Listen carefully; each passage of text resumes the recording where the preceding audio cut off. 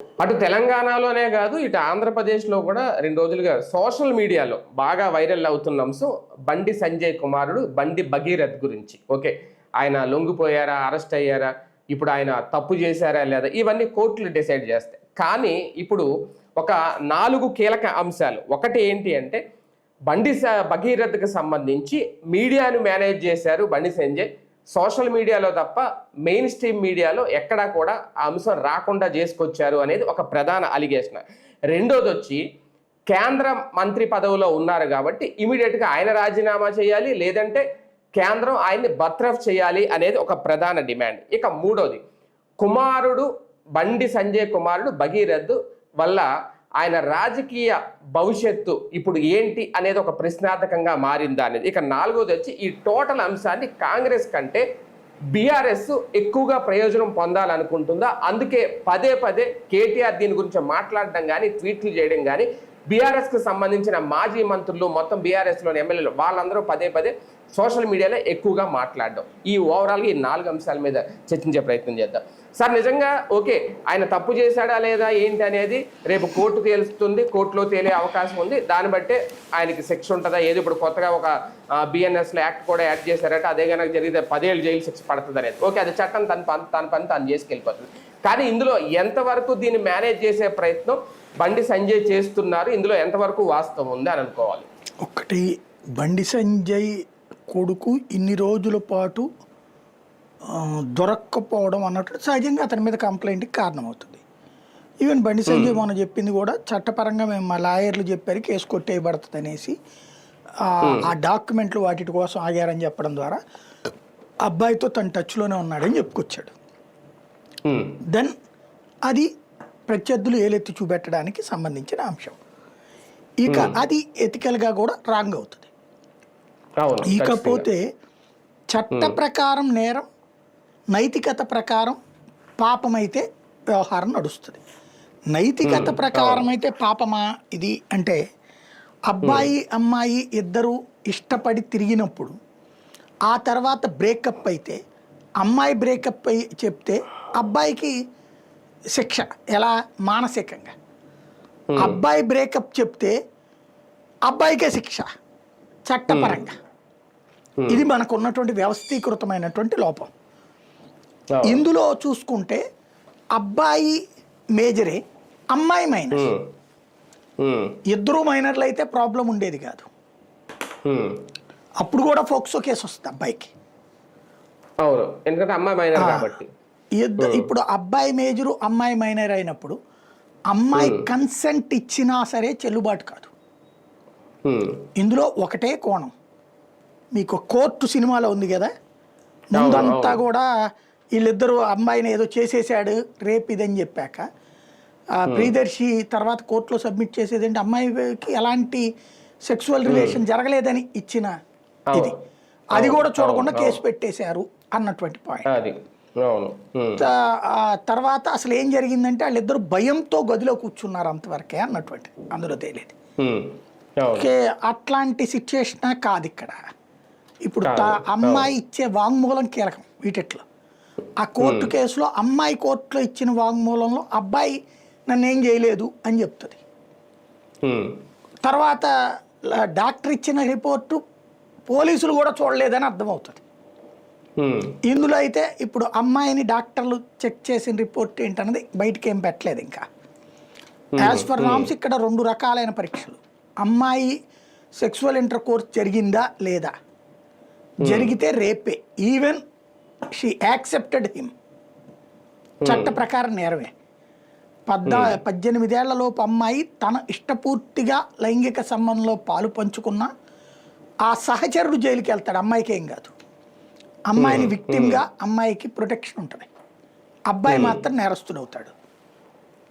10 ఏళ్ల దాకా జైలు శిక్ష పడుతుంది ఐష్యూలో. ఆ సెక్షన్ కూడా జోడించారు బిఎన్ఎస్ 64 యాక్ట్ కింద. ఇదివరకు ఉన్న కేసుకే ఇప్పుడు సెక్షన్ జోడించారనమాట. అదొకటి నడుస్తుంది. రెండవది ఏంటంటే, అమ్మాయి తల్లి కంప్లైంట్ పెట్టింది. వీళ్ళు చెప్పడం ఏంటంటే, మొదటి నుంచి 2 సంవత్సరాల నుంచి తిరుగుతున్నారు, గుళ్ళు గోపురాలకు కూడా తిరిగారు వీళ్ళందరూ కలిసేసి అన్నటువంటిది. బండి సంజయ్ లెటర్ ప్యాడ్ మీద వాళ్ళు తిరిగారట. తిరగడం వేరు, తిరగటం తప్పేం కాదు. అవును. ఇక దాంట్లో రకరకాల ప్రచారాలు ఏంటంటే ఏది వాళ్ళు కోటీశ్వర్లు, అమ్మాయి వాళ్ళు కోటీశ్వర్లు, మొదటేమో డబ్బుల కోసం డిమాండ్ చేశారన్నటువంటి పాయింట్ వచ్చింది.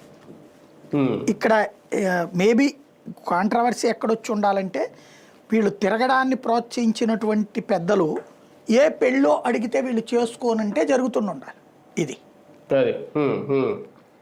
లేదా మైనర్ అయ్యే కదా మేజర్ అయ్యాక చేద్దాం లేని ఆగి ఉంటే ఇష్యూ ఉండుండేది కాదు, కేసు అయ్యి ఉండుండేది కాదు. ఆ అమ్మాయి కన్సెంట్ లేకుండా అమ్మాయి తల్లిదండ్రులకు తెలియకుండా జరిగింది అంటే సెక్సువల్ యాక్షన్కి అయితే అమ్మాయి తల్లిదండ్రులు ఒప్పుకోరు నాకు తెలిసి. ఇక అమ్మాయి క్యారెక్టర్ గురించి రకరకాల ప్రచారాలు చేశారు, అది చేసే వాళ్ళు కూడా క్రైమ్ అవుతారు, అది క్లియర్ చట్ట ప్రకారం.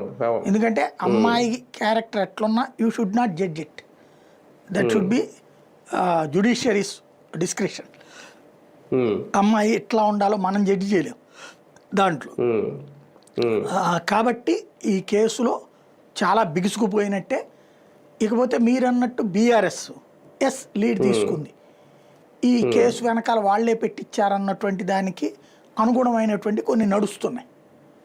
బట్ అమ్మా నాన్నలు అంత స్ట్రాంగ్గా ఉన్నప్పుడు ఎవరేం చేయలేరు కదా. అమ్మాయి ఇష్టం వచ్చినా సరే ఇష్టం ఉన్నా సరే కుదరదు.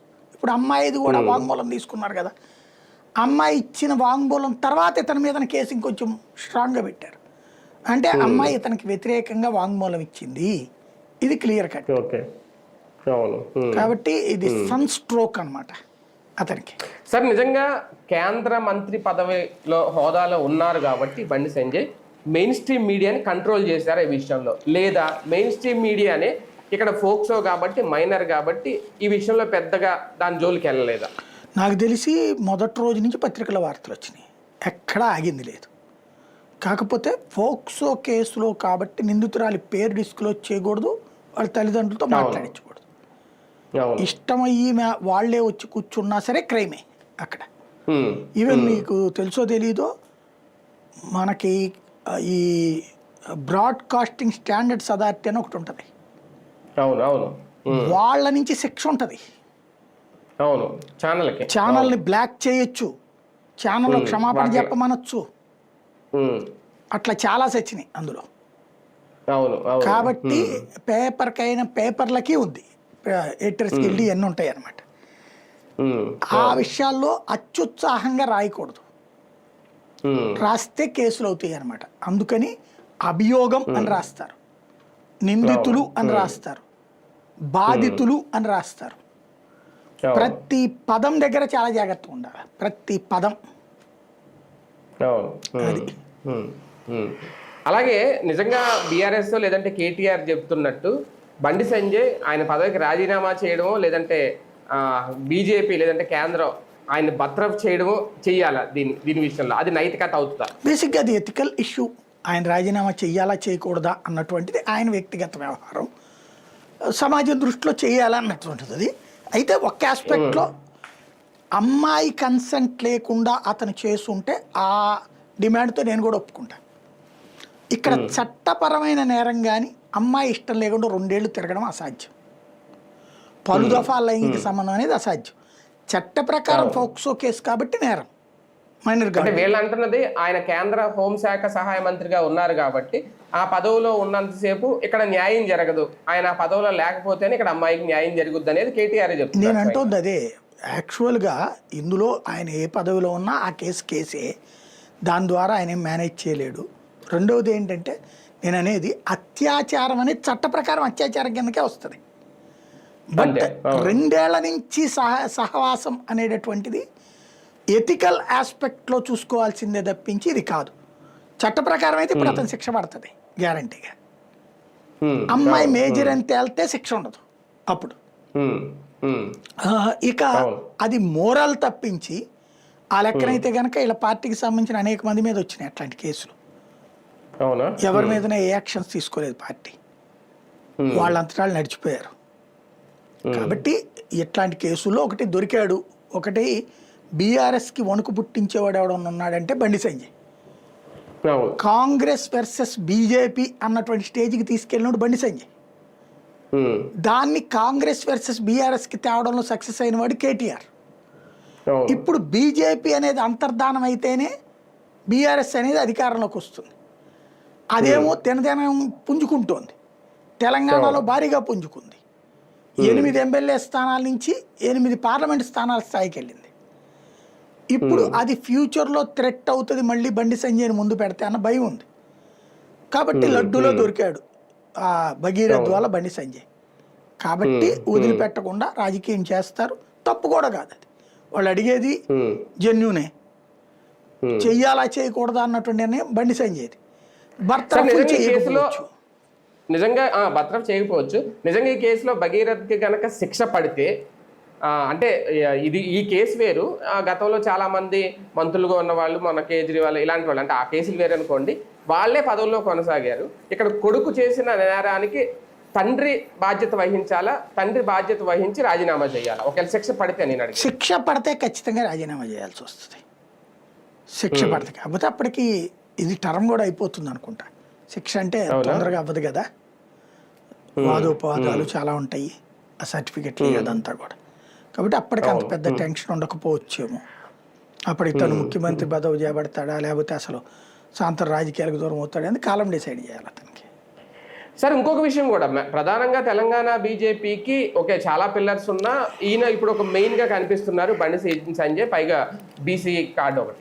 సో ఇటువంటి నేపథ్యంలో ఆయన రాజకీయ భవిష్యత్తుకి ఈ అంశం, అది కూడా కొంత కుమారుడు కాబట్టి ఎంతవరకు దెబ్బ అవుతుంది? ఇప్పుడు అదే కదా గొడవ జరుగుతున్న ప్రచారం ఏంటంటే, ఓ పక్కన బీఆర్ఎస్, రెండో పక్కన పార్టీలో ఉన్నటువంటి మరికొంతమంది బీసీ నాయకులు ముఖ్యమంత్రులు అవ్వాలని వేరే పార్టీ నుండి బయటకు ఇందులోకి వచ్చినటువంటి వాళ్ళు, వీళ్ళందరూ కుట్రాలే ఉండి ఇది సాధ్యం కాదు, 2 ఏళ్ల నుండి తిరుగుతున్నటువంటి వాళ్ళకి అకస్మాత్తుగా ఈ కేసు పెట్టించారంటే పక్కా ప్లాన్తో అన్నటువంటిదే బండి సంజయ్ వర్గం చెప్తోంది. నిజం దేవుడికి ఎరుక అంటారు, నిజం పెరుమాళ్ళకి ఎరుక అంటారు. ప్రస్తుతం అదే విషయం. అంటే నిజంగా బండి సంజయ్ రాజకీయ ఎదుగుదలను అడ్డుకోవడానికి జరిగిన రాజకీయ కుట్రగా కూడా కోణంలో చూడాలి. అది మనం అనకూడదు, మనం జర్నలిజం ఫీల్డ్ లో ఉన్నాం కాబట్టి అనకూడదు. అందులో పోక్సో కేసు కాబట్టి మనం అట్రిబ్యూట్ చేయకూడదు. అవును, వాస్తవం ఏంటన్నది కాలం డిసైడ్ చేస్తుంది. కానీ ఆయన రాజకీయ భవిష్యత్తుకి అయితే ఇది ఒక పెద్ద మచ్చ తెచ్చిపెట్టేసి, నో డౌట్, ఆల్రెడీ ఇప్పటికే ఒక పెద్ద మచ్చ అయిపోయింది.